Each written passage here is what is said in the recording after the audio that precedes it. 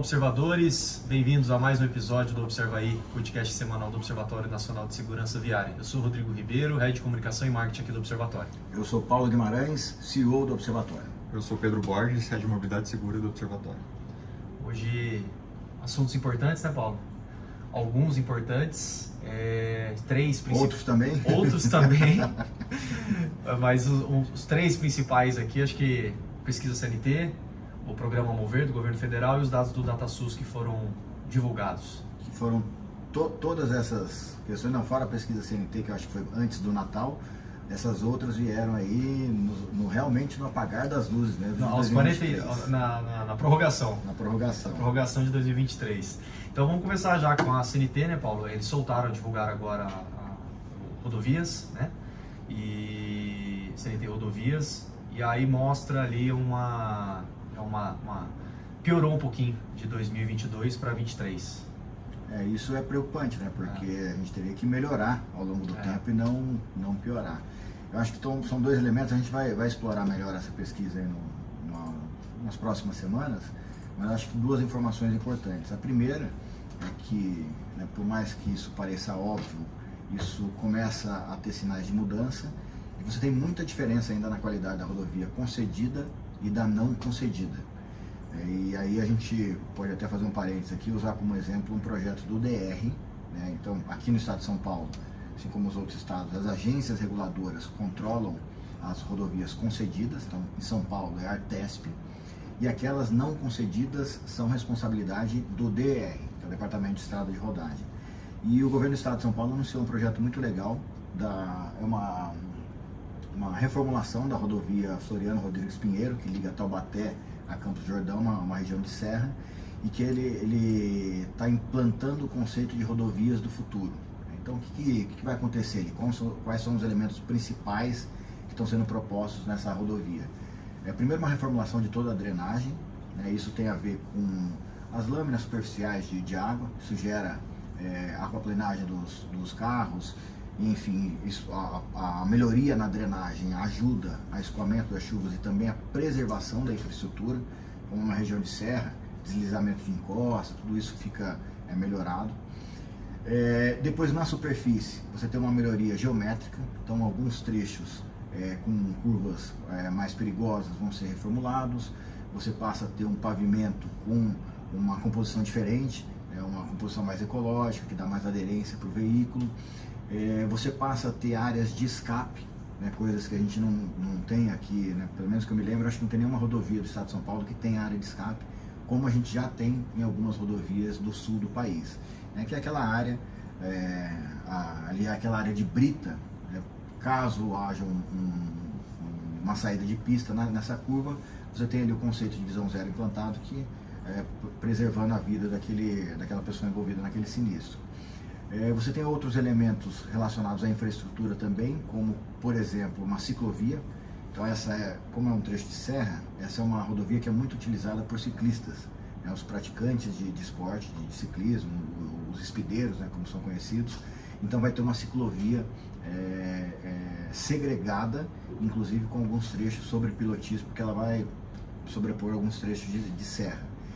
E na parte funcional, na parte operacional, uma rodovia que está sendo previsto aí vários pontos de recarga de veículos elétricos, e ela está sendo toda preparada, e acho que esse é o grande elemento inovador, ela está sendo preparada para veículos autônomos e semi-autônomos. Então a gente tem aí uma progressão da tecnologia desse tipo de veículo, mas a infraestrutura que a gente tem no Brasil ainda não é adequada para a circulação desse tipo de veículo, então é uma rodovia que está sendo preparada para isso.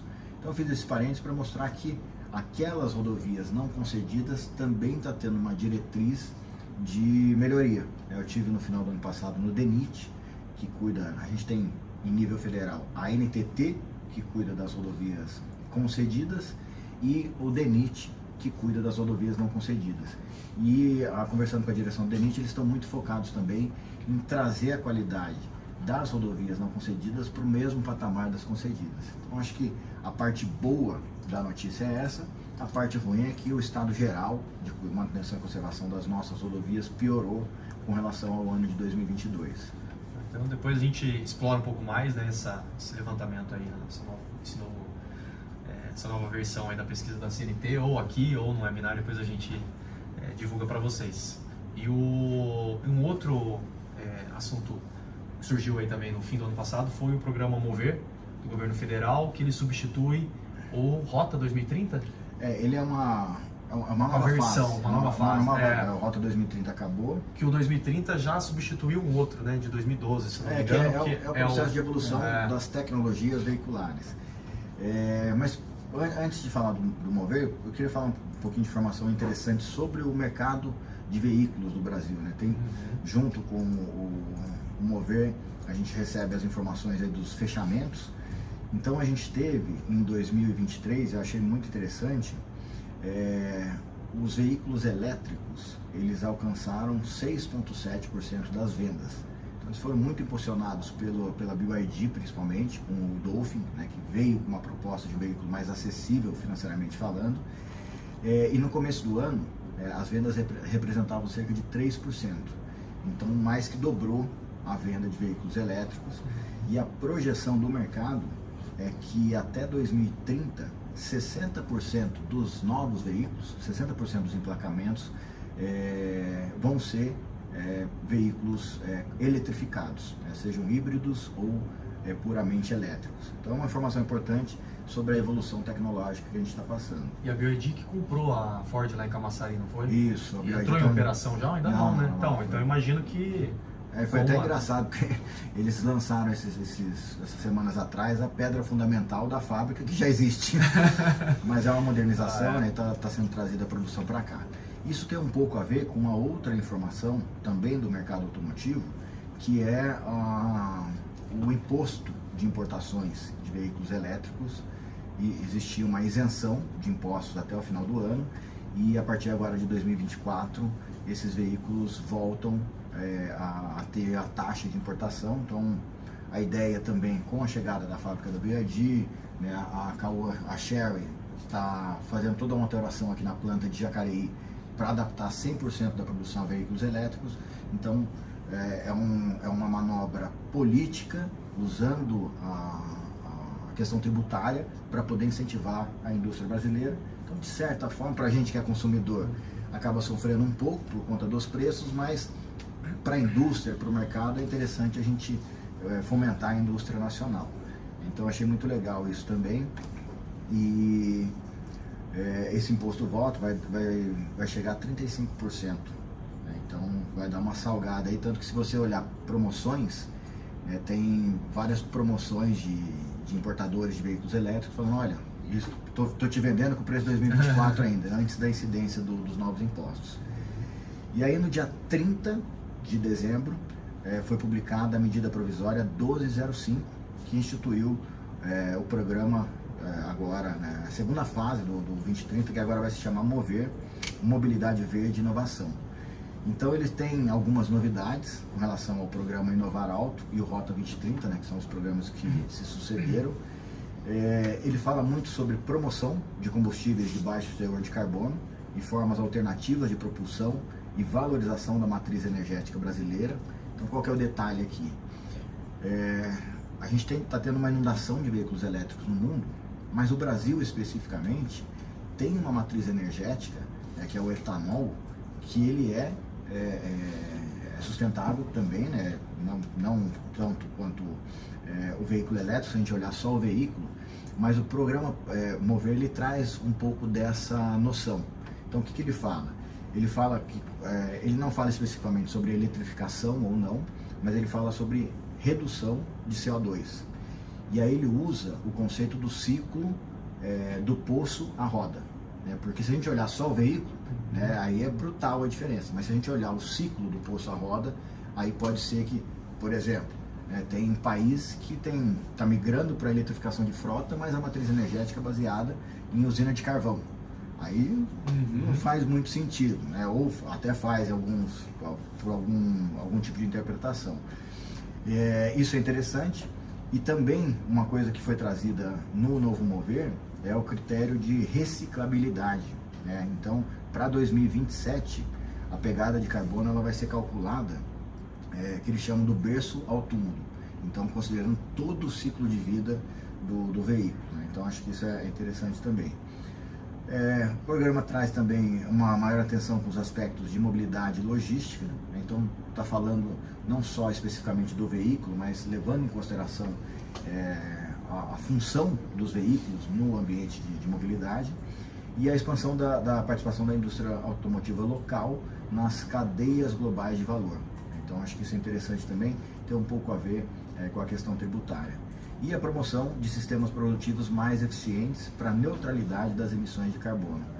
Então acho que, assim, num primeiro olhar, assim como a gente já falou no episódio passado, que o Penatrans ainda está dependendo dos anexos, o Mover ainda está dependendo do detalhamento.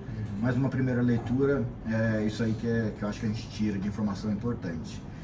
E só voltando um pouquinho nas notícias do final do ano, a gente teve também no final do ano a publicação, acho que a gente já falou isso aqui, do relatório global de segurança no trânsito, que ele é de 2023, mas tem dados de até 2021, Pedro? 21. Até 2021.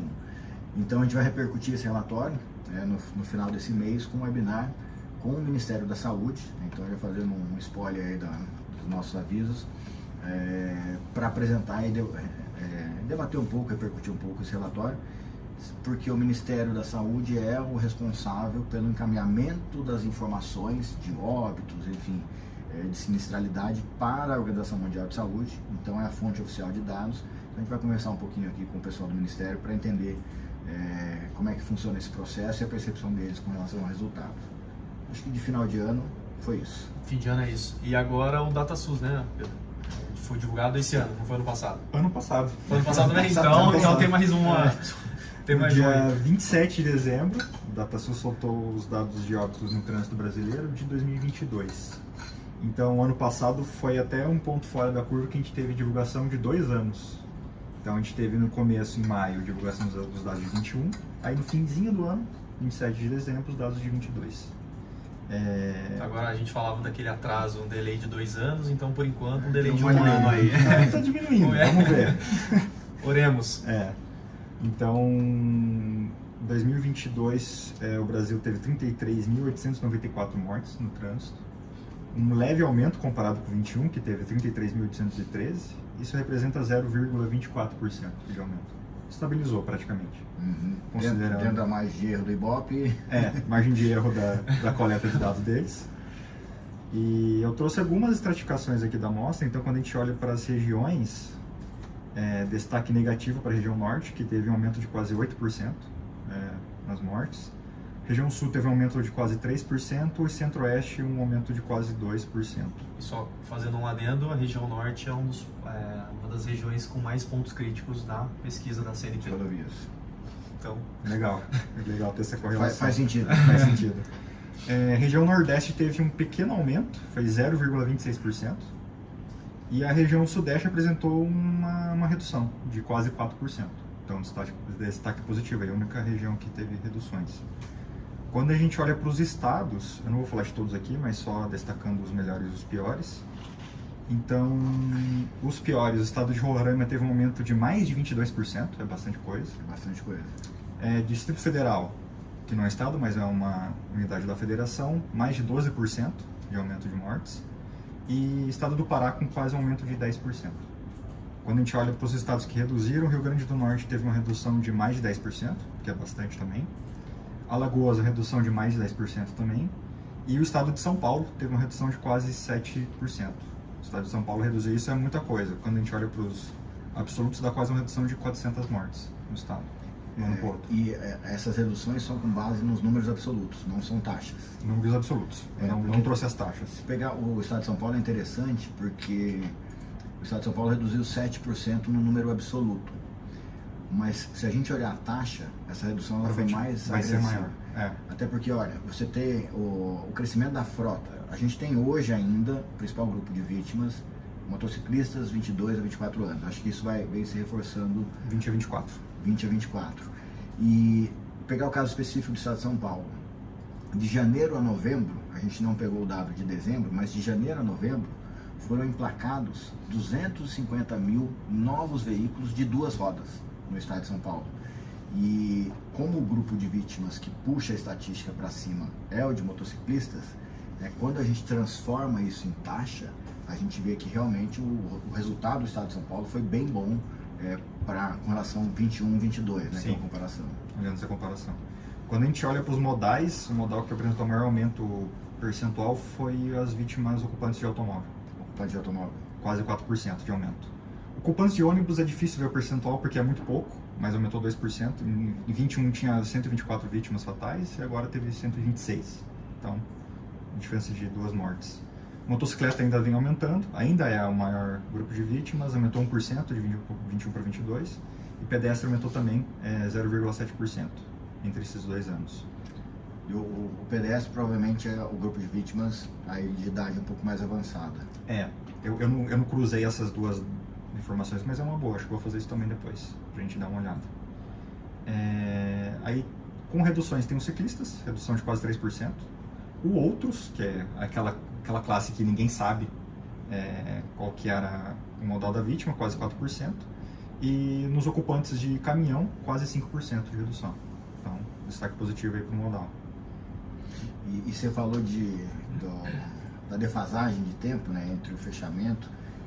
Eu vou dar um semi-spoiler aqui, porque se você perguntar o de 2023, o Pedro já sabe. Então, eu queria perguntar para ele a relação daqui com o modelo preditivo, porque ele estava conversando com o João ali. A diferença, né? Não, eu vou te falar, se você quer saber 2024, o Pedro vai saber. 24 não tem como, porque a gente precisa de outros dados 24.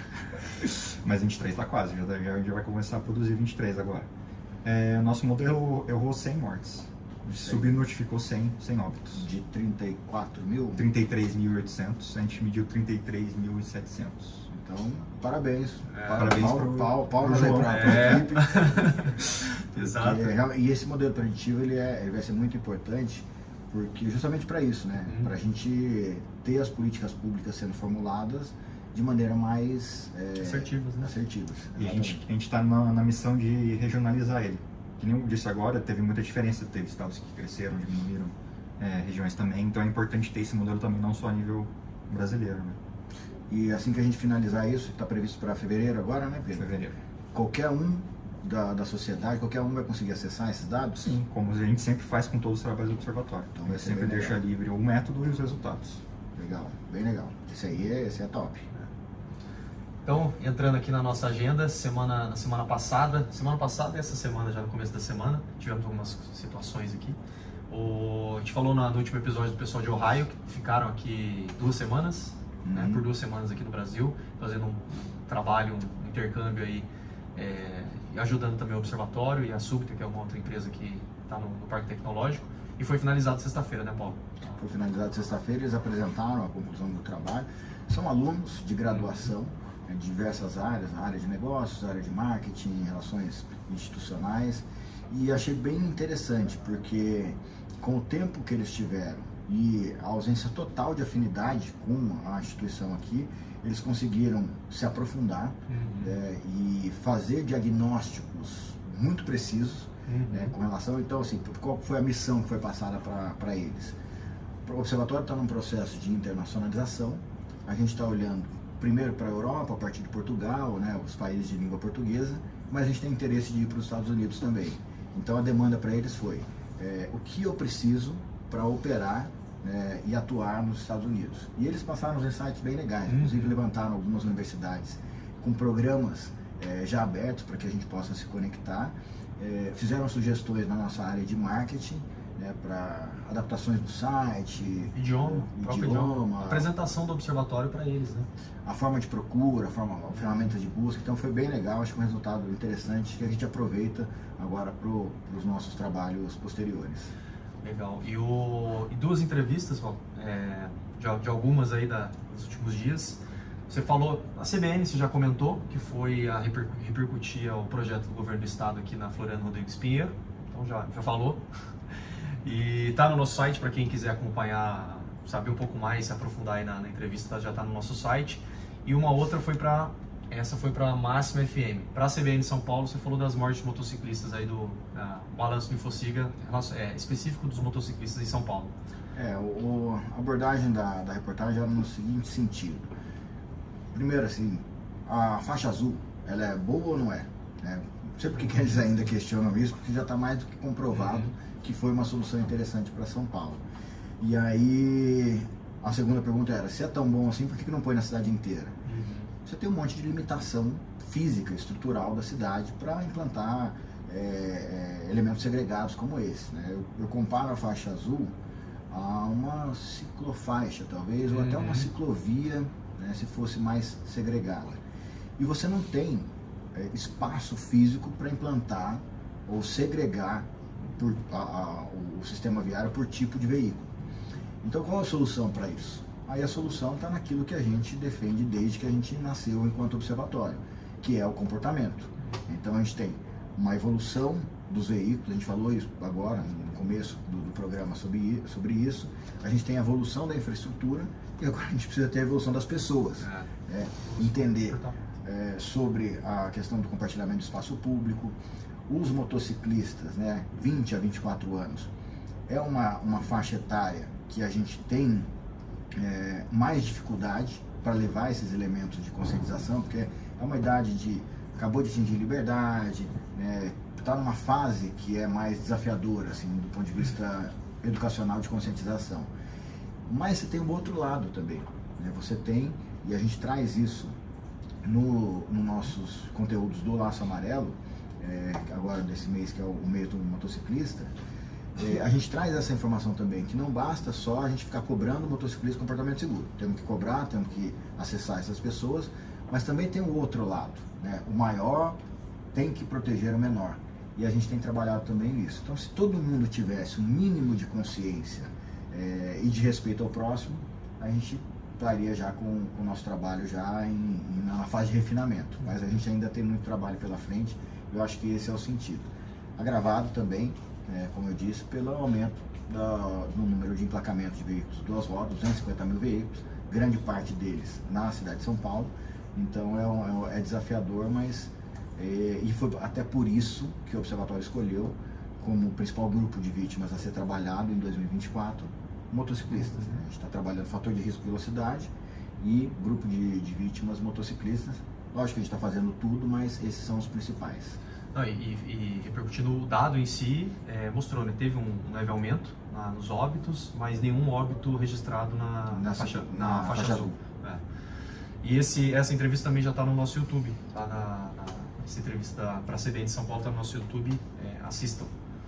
É isso, de agenda é isso. Chegamos aqui para o momento da dica e curiosidade. Você não vai pôr Não. Não conseguiu? Não, deixa no próximo. No próximo eu coloco. Ia ter uma inovação para... Ia apresentar aqui os materiais do Laço, mas no próximo episódio a gente a partir do próximo episódio, como a gente tem os conteúdos semanais, então a gente vai também aproveitar aqui um espacinho aqui para mostrar o conteúdo da semana que está sendo divulgado. É isso. Quem vai puxar aí? O Paulo, né? O Paulo, ganhei de brinde, né? Mas a gente estava aqui, a curiosidade da semana, a gente estava aqui com o Dr. Sebastião, que é um médico observador certificado, estava conversando aqui com a gente, sugerindo alguns projetos, e ele estava falando, ele é oftalmologista, então ele se preocupa muito com a questão da visibilidade e tal, ele trabalha muito com esse tema. E aí ele estava chamando a atenção para alguns veículos novos, ele usou o exemplo do HB20, da Hyundai, que está com a seta agora no para-choque. E aí ele fez algumas projeções, algumas simulações sobre visibilidade dessa seta, no caso de um veículo mais próximo e tal, que você acaba não enxergando a seta. E aí ele trouxe a informação, que essa é a curiosidade, do brake light. Eu acho que quem é mais novo talvez não saiba isso, né? O Rodrigo tá ficando mais velho. Que isso? Tô ficando calvo, né? É a mesma coisa. Não confunda, né? Mas o brake light é aquela luz de freio auxiliar que foi instituída há muitos anos atrás e ela surgiu nos Estados Unidos em função das nevascas, né? Você acabava tendo um ofuscamento das luzes de freio, isso agravava os sinistros, né, na época chamado de acidentes, e aí foi criada essa solução de colocar uma luz vermelha mais intensa e mais visível, e aí optou-se por colocar na parte superior do veículo. Então, acho que os veículos novos nem tem mais isso, né? Fala a verdade, você não tem reparado nisso não, mas era um elemento E para se ver a importância desse elemento, eu lembro, antigamente, o carro que tinha brake light tinha desconto no seguro. E teve uma época que a seguradora, se não me engano, foi a Porto Seguro que começou com essa ação. Você fazia o seguro, vinha o cara fazer a vistoria e ele implantava um brake light no seu carro. Então, é uma curiosidade, é um elemento que surgiu fora, mas que depois virou popularizado. E quando a gente fez um trabalho, acho que com coisa de uns 6, 7 anos atrás, de revisão dos boletins de ocorrência, isso era uma coisa interessante, porque isso constava como item de atendido ou não atendido, enfim, o veículo tinha ou não o brake light, isso estava no boletim de ocorrência, porque era considerado uma informação importante à época. Olha só. Boa. Obrigado, Sebastião. Obrigado, Sebastião. Me livrou. E aí, Pedrão? Dica da semana vai para os condutores de automóvel, relacionado a estacionamento.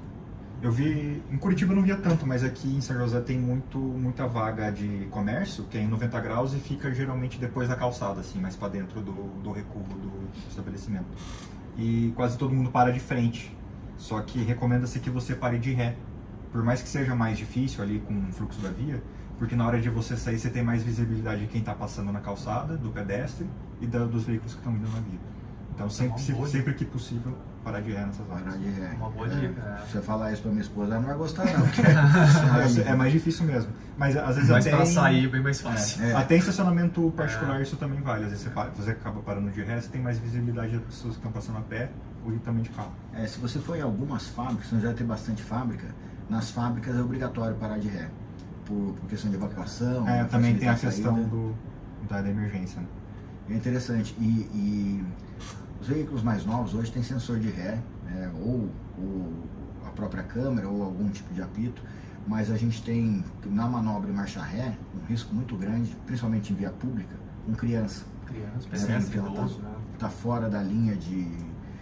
eu tenho um conhecido que passou por cima do próprio filho, graças a Deus não aconteceu nada de mais grave, mas dentro da garagem de casa. Abriu o portão, foi tirar o carro, cachorro, acontece com isso também, então é uma boa dica. Dicas de segurança do Pedro. Boa. É isso. Encerramos. Encerramos? Mais um episódio. Isso aí, o de número 38. Boa, tá contando bem. 38. Então, obrigado. Esse foi mais um episódio do Observa Aí. Espero que vocês tenham gostado. Gostaria de agradecer a toda a nossa rede, os mantenedores do Observatório, Anfávia, Abraciclo, CNTC Senat, ITL, Sistema Transporte, GoPlus, Gringo, iFood, Ipiranga, Mobilidade Estadão, Raiza e Uber, Veloy Vibra, aos 536 observadores certificados, a todas as empresas, prefeituras e entidades de laço amarelo, as que aderiram ao Educa e a todas as instituições que mantêm cooperações técnicas aqui com o Observatório. Valeu, pessoal, até o próximo episódio. Oi, pessoal. Valeu, galera.